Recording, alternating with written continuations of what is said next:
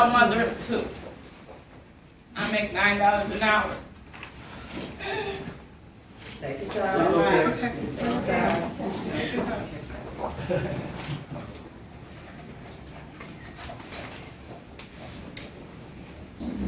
I make $9 an hour as a hotel housekeeper. My income is not enough to support myself or my family. As an example, I had a few weeks ago while grocery shopping. When I got to the checkout, I realized my total was more than I had. Even my food stamp card couldn't cover it. In front of my kids in a store full of people, I made the decision to choose either hot dogs or bread for my kids to eat. This situation was humiliating, and my daughter didn't understand. She asked me why, if I work, why don't I have enough money to buy hot dogs and bread? I'm worried about the coming winter, not just because of the cold nights, but because of the days that school will be canceled. On those days, I will have to choose whether to feed my son breakfast or lunch, because we can't afford both. Every single cent of my last paycheck went to my energy bill, so that again, our lights were not turned off. I am here today because my 6-year-old daughter asked me to stand up for our family.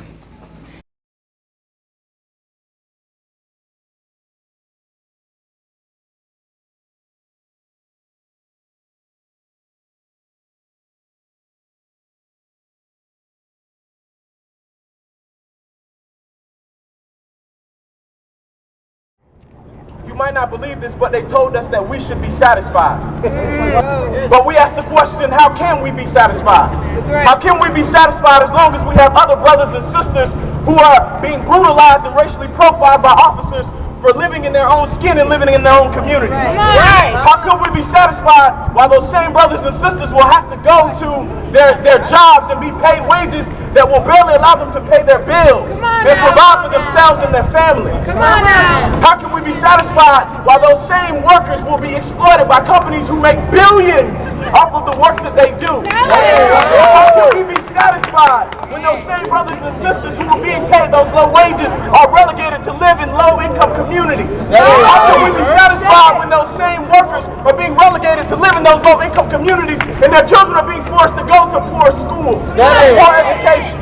How can we be satisfied when those same children who are receiving that poor education have to then work in low-paying jobs where they aren't able to get a fair wage?